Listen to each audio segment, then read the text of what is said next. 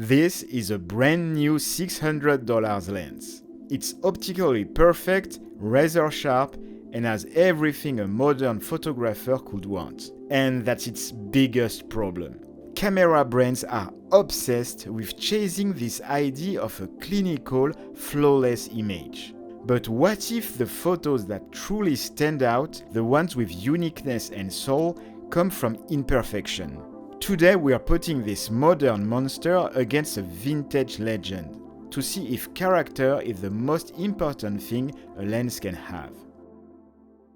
The 35mm is my go-to focal length. You can shoot just about anything with it.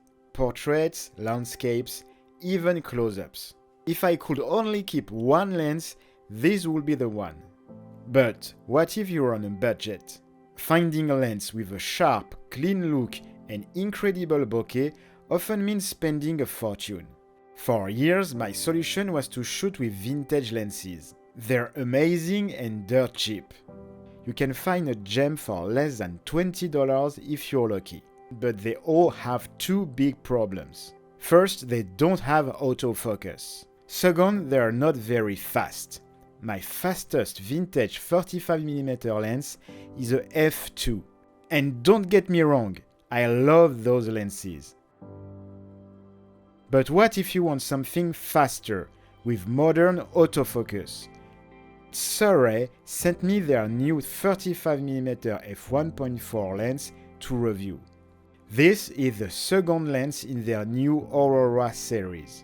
I was already super impressed with the autofocus on the 85mm. At just 490 grams, it's lightweight yet feels solid in your hand. For comparison, the Canon FD 35mm is a bit lighter at 335 grams. The Surrey is sleek and modern, designed for both photographers and filmmakers. The declicked aperture ring allows for smooth transition in video work. In contrast, the vintage Canon has a clicking aperture ring, which can be a problem for video. Both lenses are built to last, but the Canon body feels more resistant, even if it's a little bit lighter. The Aurora is a tiny bit longer than the vintage lens. The Surrey delivers exceptional sharpness, even wide open at f1.4. The autofocus is extremely responsive.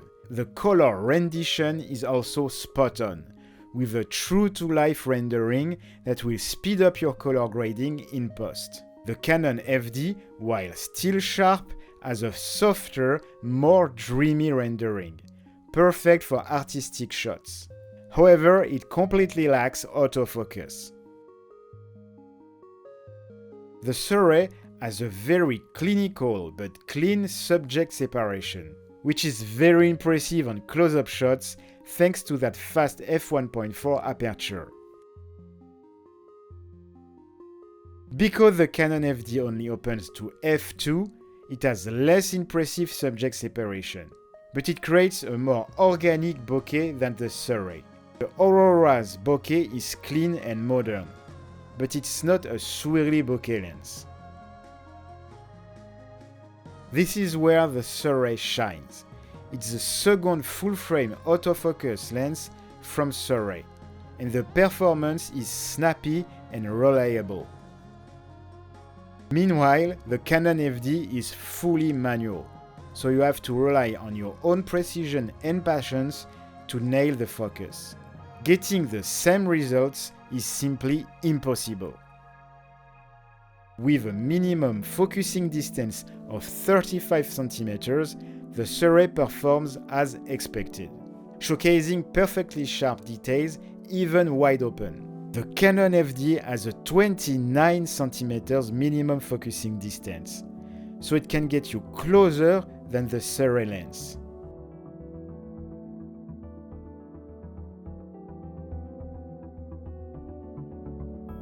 When it comes to shooting into the light, the Aurora is the clear technical winner. Its high flare resistance keeps the image punchy and the subject contrasted, even under direct, harsh sunlight. The Canon FD tells a different story. Yes, you'll see a noticeable drop in contrast, but in its place, you get some nice colorful lens flares. These imperfections become the lens signature. This is what surprised me the most. This lens is incredible for infrared photography. Many modern lenses are not usable for infrared because their coatings create ugly color casts. But the Surrey lens renders incredible clarity and sharpness. I had the chance to test out a new filter from Colorivision on my full spectrum camera, and the results with this lens were mind-blowing. So, is this new 35mm f1.4 lens going to beat my vintage lenses? Yes and no. Each has its own strengths and weaknesses, and neither is a clear winner. Instead, they cater to different creative needs. The vintage lens has an organic character that the Surrey struggles to reproduce. There's something magical about shooting with a legendary lens like the Canon FD. And it's possible to find one at a much lower price than the Surrey. But the Aurora is an incredible tool for the price. It's clinical, but also incredibly sharp and fast. The modern convenience of autofocus can be a total game changer when you're shooting. Some people need perfection, and there's nothing wrong with that. But I don't want predictable. I want magic. I don't want a perfect rendering. I want a point of view. That's why my final verdict is this. The Surrey is the lens you buy with your head.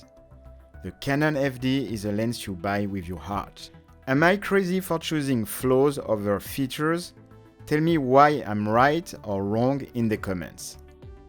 If you're more into lenses with insane swirly bokeh, you might want to check this out. After more than 10 years of testing strange and beautiful vintage projector lenses, I've finally gathered everything I've learned into one complete guide. It's called the Projector Lens Handbook, a 130-page ebook packed with my best advice for getting incredible swirly bokeh and unique cinematic images using cheap forgotten lenses. Just click the link in the description to grab your copy.